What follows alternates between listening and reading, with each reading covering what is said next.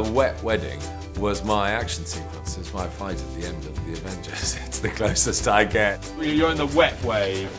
It's meant to be the wedding weather from hell during the wedding from heaven, so they were just blasting us in the face with water and wind, and it was funny because it makes you a group, you know, you really band together, but also no one wants to stand at the front because that's where you get the brunt of it and stuff. And it was a lot of fun, but it was really, really wet. You know, we didn't say to anybody, look horrified and be horrified, because they were horrified being placed under these tons of water. We obviously got totally drenched when we come out of the wedding. It adds to the comedy, really, this gale force winds building, and then we had to make our way all the way up this cliff top right to the house, where there's a marquee waiting for us for the party. So tottering down this cliff in gale force winds with, you know, these fire engine hoses being sprayed right in your face was quite hard to deal with, but you didn't have to act, so it was fine.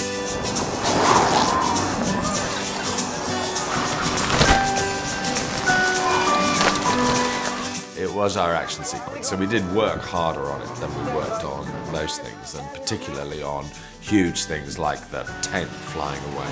It took a lot of testing, and we had to make models of it, and the special effects company, Mark Holt, he did numerous tests of it where it tried out various sections of the tent in London. I think they spent most of their money making that tent fly away.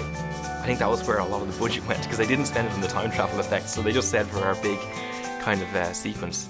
Always react realistically to what happens to you. So if you don't get hit by a particular splash of water, don't pretend that you have been. They just put a big load of water in the middle at the top of it, like sagging, and then opened it and on top of a group of people, and I didn't get that, and neither did Rachel. We were really lucky, but Vanessa got it really badly. We had quite a lot of fun with the big split.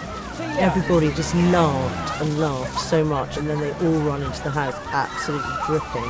And so it becomes just a really good bonding event to then do the speeches and the rest of the wedding. So it was rather marvellous, actually. The truth of the matter is that if you blow a hell of a lot of wind at people, and if you pour a lot of water on them, they will tend to scream and laugh and cover their shirts if they become see-through. So just the actors lived with the real high possibility of pneumonia and terminal cold for a couple of days, and what happened in the movie happened to them, poor things. They had to go along a windy path and nearly die of rain and tornado.